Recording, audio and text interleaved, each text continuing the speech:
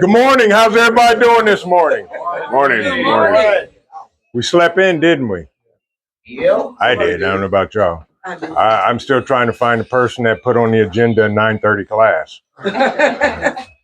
But anyway, this morning, with my good friend, Devil Dog Prepper, we're going to be, yes, I am. We're going to be doing a bug out bag checkup clinic, okay? And Devil Dog is going to head it up, and we're all going to help. So I'll let him go ahead and talk and do his thing, and we'll get this thing rolling. All right, so the first thing we're going to do is we're going to discuss open forum on things that you think are necessary in a bug out bag. What about it? NCs. Okay. Well, kind of what we were going to do is everybody was kind of supposed to bring their bag if they wanted to check them out. So I just put Go it ahead. together at the last second, but I'll let you go ahead. Yeah. Go through it. What you got to do? Let's see what I have in there. It's supposed to be like minimalist. I want to interject something because I heard a very good comment this morning. Jim mentioned the 10 C's. Who here does not know what the 10 C's are? I always get 8 out of it. I see it. Okay. Jim, could you expound quickly the list of the 10 C's? Container, stainless steel, single wall, so you can boil water, drink from, cook. I usually, I'll just pull it out so I can remember them. There you go.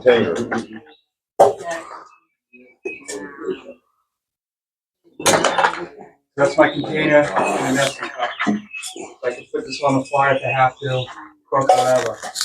This is something I do. I like to do. It's not a 10C, but I keep.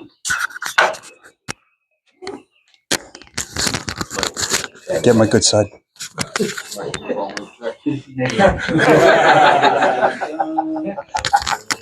all fun and games until you find some fancy.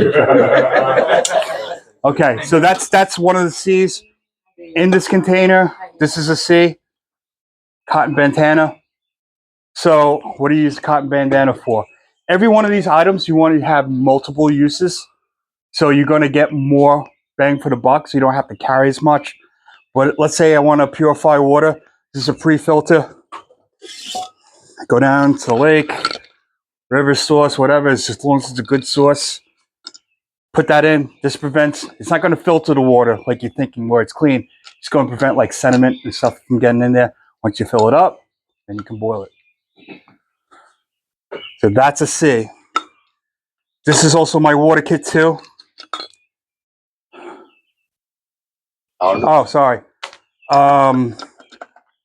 They're water purification pills, and I have a soya mini in here with everything else and a bag. So I'm told to hurry up. All right, cutting tool. I'm not going to go too much into this because we have a class on it.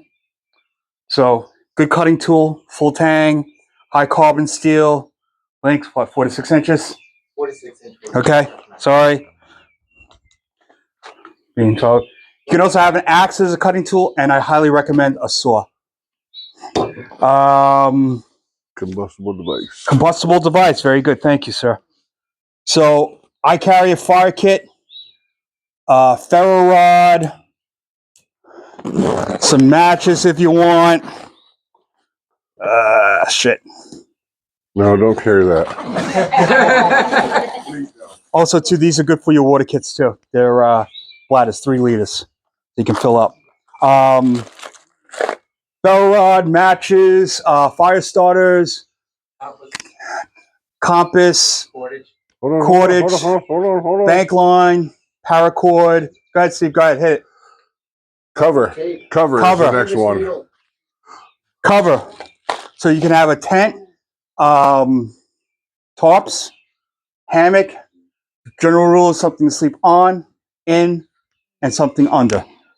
So sleeping pad, sleeping bag, wool blanket, whatever. So I'm going to go with cover is cordage to help with the tarp, to go from tree to tree, to make a lean-to tie stuff to your rucksack. your shoelaces break, you can put new shoelaces in. More than one use. Go ahead. Yep. Cotton bandana, like he said. You can use that to filter out water, first aid, keep sweat out of your brow. Get one long enough. Cargo tape. Duct tape. Yep. So Patch holes in your tent, on your gear, on yourself. Yeah. sole of your shoe. You've had that. You got to get them down the trail. So that's a good one. Number 8 is the compass. All right. Yep. So you find out where you're at. You can get to point A to point B. The next one is cloth needle. I don't sail have. needle. I had it yesterday, but it came out. Usually, I had it stuck in here. I never had a problem, but you tape it on just so it's secure in there. They're large needles. All right. Candling device. Headlamp. Actual candles, whatever you want to have.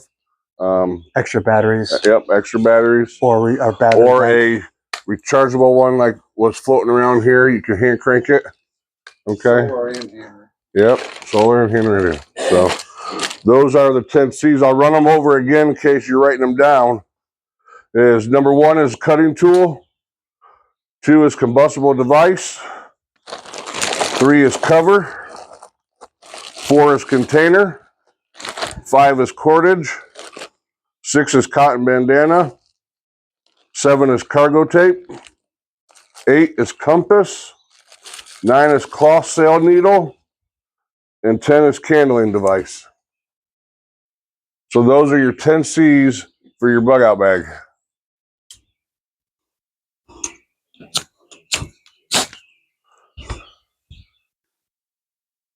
Right. Good. Yep. Sorry, I was scrambling. I couldn't keep up with you. The other things that you're going to want in your bug out bag is maps of your area, topical graphical maps, regular street maps, It's a topical stuff map. like that. And if you're going to get this stuff, I highly suggest you learn how to read them and how to use them, because having the equipment and not knowing how to do it, which is kind of what this situation here is to learn how to use your stuff. So This is different from a regular map. The regular map you won't have longitude, latitude. So, like you said, it's very important. Shooting an azimuth, keeping your I have to go due south, right? South. So how do I know when I got to the place? I'm new to this area. I don't know what it is. So that's why where the pace count comes in. Otherwise, I could walk by or be short. I highly suggest you get a map of your area, especially if, something happens and you're going to leave your home, you're going to bug out, okay? You want to know the area from where you're going to go. So Notepad, just right down. yeah, notepad and a pen. They sell waterproof notepads that you can still write in the rain. The pen works in the rain. A sleeping bag or a sleeping blanket. I know I carry an emergency blanket in mine, an emergency sleeping bag in case you get lost out in hiking, or if you're in a car and get snowed in. You can use that to keep your heat in and you don't freeze to death. What else here? Candy. Yeah. Work gloves. Yep. Sometimes see, but it's good item to have. Yeah, you gotta have some morale kind of things in your bag. Candy, one, if you're working and your sugar gets low, it'll help with that, but also it keeps your morale up as well. The Prepared Irishman brought a good one up, gloves. If you're out in the woods and you're cutting wood down, you're gonna want gloves. That way you're not getting blisters. If you're cooking on a stove and you don't want to grab the container with your bare hands so you burn, because now you're creating a first aid issue. Okay. Which another thing is first aid kit. Huge first aid kit. All right. There's a good variety of people out there. I know Vision Preparedness sells IFACs or VFACs, as he calls them, on his website. So that's very important. With the kit, sometimes, like if you guys are new to it, everybody says first aid kit and stuff. But first aid kit, just need like maybe a Band-Aid or two. People go nuts with that. Trauma kit. And more importantly, I could have every piece of equipment I need in here, but if I don't know how to use it, it's useless. So get the training with it. And I see him, he has it over here. What's A that? big one is a tourniquet, okay? And one in the kit too. Yeah. So when I first started out doing all this stuff, I go on Amazon like most people do, and I get the tourniquets and all. They're only $5. That crap ain't gonna work. All right, it's gonna break, and you're gonna die. Okay, so plain and simple, you know, you get what you pay for. All right, so just because it's cheap doesn't mean it's good. Some stuff it is. All right, and it'll work. But a tourniquet, you got to make sure that it's certified. It's a CAT tourniquet. And that way, you know that it's going to save your life or somebody else's life. And the rule of thumb is you have one for each limb. So you got four limbs, so you should have 4 tourniquets on you. Food is the next one, and an utensil. Yep. And they make everything lightweight. This is titanium, I believe. Yep. Yep. It's long. So you can use this to stir stuff in the pot, to eat in it. You're not getting your hands dirty, because sanitation is also another important key component when you're doing bugging out and stuff like that. So fuel, yep, to cook Pocket on. rocket. So basically a mini stove, which I know he knows about. But basically you can put this up and cook on it, so it's real quick. You don't have to make a fire. And just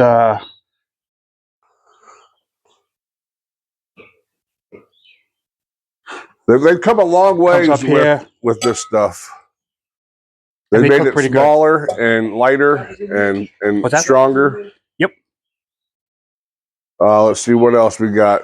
Hydration, you know, whether you got a bottle or a Camelback, that way you stay hydrated. That's You already went through, that's part of the 5 C's, but there you go. it's not a Camelback, but you know, same It's a difference. bladder. This is 2 liters. You got them in 3 liters. They usually, most packs have a port where you can put them out. So it's hands-free. Instead of, if you're hiking, lots of times, can you do me a favor? Can you get my water container? It's right here. Boom, done. It's easy. And obviously, the main component of all of this is your bag. You got to make sure that, one, it's big enough, it's sturdy enough. All right, you don't want you know, I shop at Walmart too, but you don't want the Walmart special, okay? Because the stitching will break, and you'll be carrying everything by hand. So you want to make sure you have a nice, well built bug out bag. Poncho, military. Yep. This is a cheapie. So what he's saying, I have different grades. So if it's kind of like today, I'm hiking, maybe going on a day hike or whatever, I don't want something that's super heavy duty, but if I know it's coming down, I got ponchos, military ponchos. Why military ponchos? Yesterday I did a class. I had to kind of hurry it up. Somebody was, you know, to me. But the nice thing about this, it has grommets. So basically you can make a shelter out of this. So my pack doesn't have a top. Oh, do it? No, I do have one too. I usually do. But it's a nice little thing because my top's in here. If something happens, it's a backup. And the nice thing about the poncho is when you're carrying your pack, if you have a raincoat, you're either going to have a rain cover for this, or you take the poncho, you just throw it over everything. Just about everything that you have in your bug out bag has multiple uses. I mean, that's how you're going to keep your stuff to a minimum, and also expand on your ability to survive. We already went through the food. What am I missing here? Go through it. Like I said, you're going quick, so I had to, the cover. That's important. Obviously, you know, you can use the tarp, but if you want to carry a tent, you know, what's that? That's a good point, yeah. Yeah, clothes. An extra pair of socks, you know. Your feet are very important in a bug out situation. You need to make sure that you're keeping your feet dry and clean. A good pair of leather boots. Underwear, yep. With this, Yeah. you could have wool socks, but with the socks too, if the weather's cold, and let's say you have the best sleeping bag in the world and stuff, and you sleep in the socks that you've been running around, your socks are wet, if your feet are cold, you will not warm up. I know, trust me. And in the cold, they say cotton kills, so Yep. wool will be good. When you dress, sorry, go ahead. When you dress like with the clothes, the key is you look like you sweat. I definitely sweat. So if I go out in the wintertime, let's say I have to hike to a spot, I go down to bare minimum. I'm in a t-shirt. Why? Because I'm sweating. So I want to get up. I don't want to wear all my clothes. Now everything's wet. So layers. Yep. All right. So one thing I will say, and these guys are dead on spot. But your scenario, your situation is different than yours, different than yours, and different than yours, True. and yours. Some form or fashion, everything that they have is going to be needed. You need to put in your bag what works for you and your family. Just because somebody says you need a double line, double walled this, which is true, you may need 4 of them because you're traveling with kids, grandkids, and all of that as well. So, there is no one bag fits all. correct. No, I often say every bag is made for its user. It's unique. I like to stick with the 10Cs as my base Yes. and expand out. We also miss radios. Yep. So that's something. Also, too, you'll see guys with bigger bags and smaller bags. Like Trent was saying, some guys, they have things that are specific and they need to carry some things. Lots of times when I see bigger bags, and Trent was busting my chops last year about it, is that if the more skill set you have, you can shrink the bag and lighten up the load. So that's kind of, you don't want to only like write a list, throw it in a bag. You want to learn how to use each item, use them in different ways, different configurations. And when you come out to these things, the best thing to do is just watch and ask questions. And you may see something that you've never seen before. And then all of a sudden, hey, that sounds like a good idea. I'm going to use that with my setup. Fitting the bag. If you have a really bad bag, usually we did a mile last year. Yeah. I think 3 miles you start feeling it, right? Around that thing. You need to do that because one, your bag could be not that good or it may not be adjusted properly to you. That's important. You can add? Any other items that you would add to? I know Mad Chad said camouflage. You can carry that. You can also find it in your area. You don't want to, if it's green, you don't want white camouflage or tan camouflage. You kind of do your area. Rain covers are good for that too. You can change up your bag by using rain covers. Insect repellent would be a good one. Buy your gear, then your bag. Yeah. Good point. That's a big And you one. don't have to run out there and spend thousands and thousands of dollars, if you're just starting out. But at the same time, I've learned off of other people who have done this for a lot longer, not to necessarily go the cheap route, even though you're starting out, because you're going to use that and then you're going to upgrade. But so now you have the wasted stuff. So, but any questions? Any additions that you guys would add? So would a hiking bag be put more? Because if you're bugging out and you're on foot, you're going to be walking a long distance. So the hiking bags have this support. The waist, yeah. Yes. Yep. The hip support, yeah. Okay. The thing about No, go ahead. Go ahead. hiking bags, comfort. Yeah. If you want comfortability, especially if you are going to be walking for a long period of time, you don't want this thing that came from Vietnam that has spaghetti straps cutting into you, metal digging into your kidneys, which is what I have. But probably modify it. But anyway, you get to a point, What's you that? don't want Straps that you have about you can spend the money. Right. If Trying you're to think breaking what to see into what it's it, got. I'm I sorry would to cut you off. suggest you get a good, cheap bag, fill it with items that you need, and just start from there. And then look at other bags, try them out, go, okay, I like that strap because Dan was giving me these little protector straps, these little padded straps for the strap, padded little pads for the straps and things of that nature. Your kidney pads and the belt. I mean, shoes are very important. You'll figure it out real quick once you get down. You put a backpack on and you start stepping out. You're like, oh, wait a minute, I need insoles. That's my problem. My feet are hamburger, and so I need really good insoles, really good shoes. Step it out. Yeah. So Okay. Another thing too is accessories for your bag. So extra clips, extra straps. You might one of your clips might break. You can replace it. Weighted bag 20%. Yeah, the common thing for that is 20% of your body weight is what it is. Or usually. lighter. build up. Correct.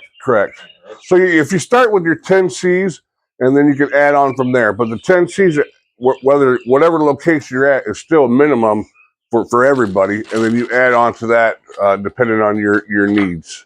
So, any other questions? Any other suggestions? What you would add, or what you do have in your bag that's different? Good. I like the idea of like the whole Gray Man idea. Okay, good point. And with that, if you start out with a smaller bag and you outgrow the capabilities of that bag, you can always have secondary bags and have them use different things and strength depending on what you have for a specific purpose. Right, like a get home bag. Like I have a small Camelback that I have just enough stuff to get home. I have a spare pair of sneakers in there, just enough to get home. But then I also have a Bugout bag that once I get home, I need to bug out of that location. And then I also have an inch bag that has a tent and everything but the kitchen sink. Well, and that's the whole point. When people are like, oh, I got this, this gigantic bag with everything, including the kitchen sink in it. That's not the purpose of a bug out bag. You're not going to survive the rest of your life out of that bag. The bug out bag is to get you from point A to point B. Okay, just like a get home bag.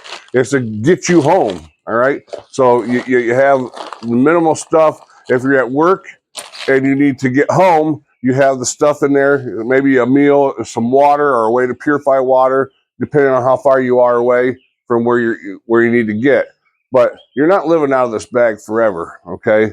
So keep that in mind when you're packing it, because whatever you have in there, you're taking with you, okay? So I just want to make a point, and I thought about this a lot with the Gray Man thing. I think it really depends on your situation and what you're doing. If you look at this bag's a really scaled down version. But if you include the seasons, like if you're in a winter season, let me tell you something. Where's that sleeping bag? This is like a snug pack. It's rated for like 50 degrees. I can get that probably even smaller. But during the winter time, like where I am in the Northeast, you're going to need probably, I would say, about 0. So all of a sudden that bag gets bigger. So therefore you might need a bigger bag. So to me, anytime we talk about Gray Man, if you can keep it small, great. But if you need the gear, you're making it big, I think that's when it kind of may go out of whack a little, because if I have a big bag and it's black, or it's going to stick out anyway. So I don't disagree with you. It's just, I guess it depends on the thing. Yeah, everything is. There's one other thing that we didn't mention too. Garbage bags or contractor bags. Now, I know this sticks out like a sore thumb, but there's so many different uses for this. One, if it's raining and I didn't have my poncho secure enough and it falls down, and I walk a mile down the trail, I'll make a poncho out of this. If my sleeping pad, this one's a blow up. I know some people do foam. If if I pop a hole in it, I can't fix it, I can take this, put leaves, any material, I build it up to 4 inches compressed, and all of a sudden now that keeps me off the ground a little bit. Yeah. So I mean, there's a ton of different uses for this. I can use this as a dry bag. So anytime you carry excess clothes, a dry bag comes in handy because, God forbid, something gets wet. I've seen it. People fall in streams. You know, they slip, they fall. It's cold out. Your sleeping bag's wet. So clothes and sleeping bag definitely. And there's a couple other items. Also, dry bags or ways to organize stuff. Before I started ripping this bag apart, it was somewhat organized. But when you go through this bag too, I threw this together for this trip. This isn't my normal bug out bag. I have the 10 C's in there. Learning how to use your bag. If you need something and you need it quick, where's this? Where's that? You saw me doing that before. I keep my first aid kit on top and it's marked. If something happens and it takes Steve 10 minutes to find this, it does me no good. It should be muscle memory. The first thing. Gear that, yeah, exactly. Gear that you need immediately usually goes on the outside. If it goes on the outside, it has to be secured. I have clips on here. And some people will say, oh, you got to watch out, it rattles and stuff. You can work on that, but having it secured. If it's on the outside, if you have to have it on the outside, secure it. One thing I like doing is like wearing my first aid bag on my shoulder strap. So it's Easy, you know. easy to get to too. Yeah. He was talking about, I think you mentioned it. Tourniquets. Tourniquets. Yep. And it should be ready to go. It's not. Yep, loaded. And it's not in the bag. Because when you talk about cuts, if I cut them like right here, he's bleeding out, that You couple ain't of got seconds. time, Yeah. One other item I would add, and someone brought it in here, is a Silcott key. That's a good one. So if you're hiking in an urban area and you're not going to have streams and lakes and ponds and stuff like that to get water, you can use this to turn on an outdoor faucet on a business. If God forbid shit hits the fan and the water plants are down, all the lines are still going to have water in it until they're drained. Okay, Clean water. Clean water, yes. So you can use this to turn on, and there are different sizes. You can turn on a faucet at a gas station or a business. So this would be a good lightweight. You know, this one's a heavy duty one. So that's one thing that I would add. I do have one of these in mine. So yeah. And they're not expensive. No, like I think like 10, 8. Anything else before we conclude this class? So what I do is I have a couple different small files. Yeah. Some with like really fine, where you can like if you got to bleach your sharpening stone, you can kind of hit your knife edge up. And I have one that's a little bit more coarser for my axe. Okay. The rope is super small. I mean, and they store in a small pocket. I know where they're at, so that's something I use. Good. We hit water before, but I just want to show this. Every time you learn, this is a 3-liter bag. It fits this. Very nice, right? I recommend 2 of these. One's a clean bag, one's a dry bag. They make these in different colors, so this could be your, dirty bag. You get light blue, be clean, however you want to remember it. You could put a zip tie that's colored. And these filters aren't the top line filters. I know everybody likes the Grail because it does, and it's a good filter. But the nice thing about this is once I fill this with water, that's my filter. Now this is pros and cons to this, and how you learn it is going out there and failing. That's why I carry 2 filters. This one goes. Actually, I have filter with here, filter in there. I can boil it, I can purify it, so I'm good. But sometimes the cartridge will come out. Also, too, learning about water filters is important. Knowing what they treat. I forget the 2 things. What's the 2 things most water filters treat? Not viruses. Yeah. And there's 3 things. Like if you're in not in an industrial area, but like an area where it's like nature, just those 2 things. Most of these filters will cover that. That 3rd thing, viruses, is so small. Most filters won't do it. The Grail will, but you should be okay. You do this. Throw a tablets in it. You should be good. So. All right. Anything else before we end this class? Emergency blanket. Yep. How do you use it? Retain the heat in your body. If you fall in a creek, you can't bring any dry clothes with you. You can hang the clothes to dry, wrap that around your body, keep the heat in your body. They have emergency blankets and they have emergency sleeping bags. So I carry one. They're very lightweight. I mean, literally like a piece of paper. Okay. So that's a good survival tool right there. They work really well. Like for me, I'm still freezing when I do that. But if you run that ridge line and run a lean-to, put a fire in front and then a retaining wall in front of it, it works wonders. It bounces the heat off the retaining wall, it comes back to you. You'll feel a noticeable difference. That's tent version of that too. yes. So it's like I Just said, the mention skill that, set yeah. behind it. It's one thing having it and then, oh, it's not working. You gotta learn how to use it the right way. You talk about it. All right, so that's going to end the bug out bag. All right, now Vision's going to talk about. He want to talk about the get home bag. Guess I'm done. Yeah. How many of you have a get home bag? 1, 2, 3, 4, 5, 6, 7, 8, 9, 10, 11, 12. Okay, Something like that. This is my get home bag.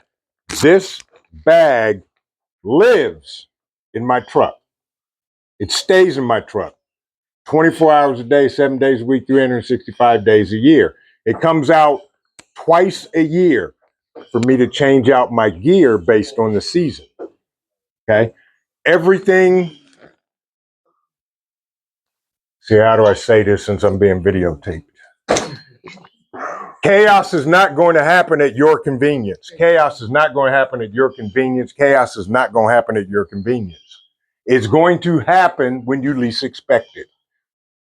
You're not going to be home just finishing dinner, then all of a sudden, boom, Lights out. lights out. It's going to happen when you least expect it in probably the most uncomfortable place you are, and that's in your vehicle.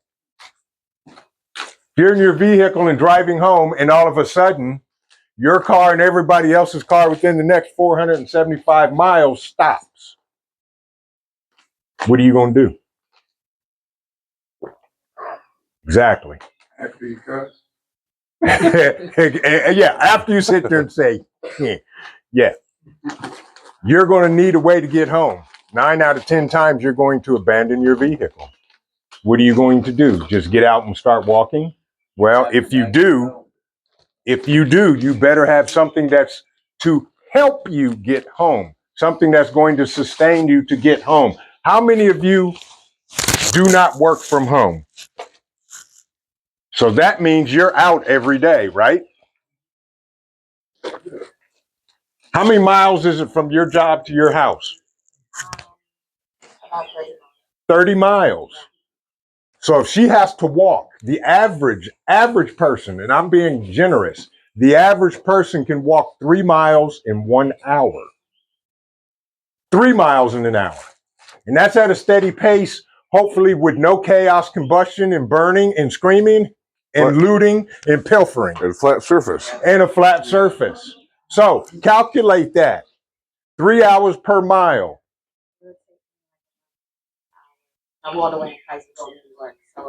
Okay. 30 miles. 10 hours at a minimum.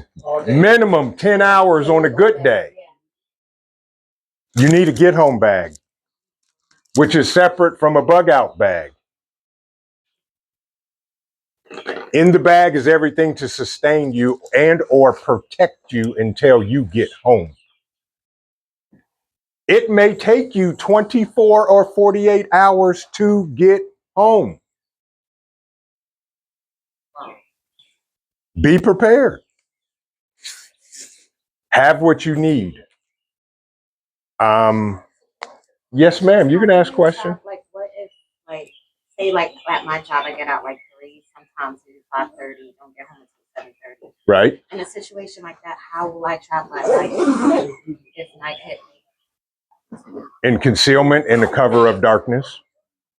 Actually, night travel is better than day travel. Yes, it is. Actually, night travel is better because number one, you know the area. I mean, you may have to be very stealth because of what's down the street. You may have to go a different way.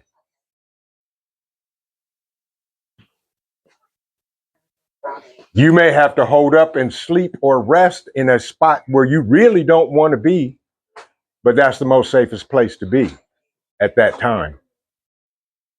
At night, you can see problems too, like if there's riots and fires and stuff like that. You'll see them. Right.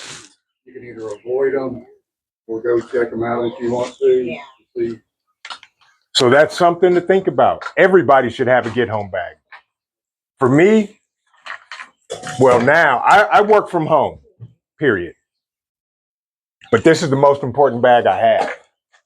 Because if something goes down, I have to go get people. And we'll talk about that at the late night chat tonight. But I have another thing when you're done. yes, think about it. You should have a get home bag in your car and it lives in your car. Keep it in your trunk. Yes. Real quick question, for food and water in get home bags, Mm-hmm. do you suggest taking food and water? I know a little bit of water can be good. I have food and water in here. I have enough food in here to sustain me for 3 days for 2 people. And what kind of food do you use? Is it like MRE or is it like freeze dried? I keep nutrient survival in my bag, as well as other snacks, granola, nuts, things like that, and water. This is a waterproof bag. It's a 30-liter dry bag. So I don't care if it's raining, I'm moving. Rain is not stopping me from moving to get home. But I keep freeze-dried food in here. One thing I would suggest to everybody, as far as when it comes to MREs, freeze dried, or otherwise, is sit here and see if you can get small samples. Try the small samples first and make sure it's actually something you will eat before you buy stock to keep it either in your house, your bug out bags, or your get home bags. It doesn't do you no good if you're not going to eat it. Right. Jim, you wanted to say something? Well, touching on the food, he brought up the points, but if you can't stop to make a Mountain House meal, it's good to have MRE bars or whatever Granola, it is. yeah. Granola mix. That was a good point. High protein bars. No chocolate. Yeah. Well, that's also, yeah. Mm-hmm. And that's what I was going to say. You know, most of us have 4 seasons, you know, so your one bag will be good for spring, summer, and fall. And then you have your winter bag, okay? You're going to have to change stuff out. You know, you're not going to want to have, you know, water in your bag in the wintertime. If it gets below 0, it's going to freeze. Also, the heat in the summertime will degrade maybe the food if it's, you know, in your car. We all know that it gets extremely hot in a car. So just kind of rotate it out as you go. So that's right. Change it out just like you change out stuff in your bug out bags. I just wanted to say, you kind of touched on this, but I think this is important. Does everybody here have a bug out location?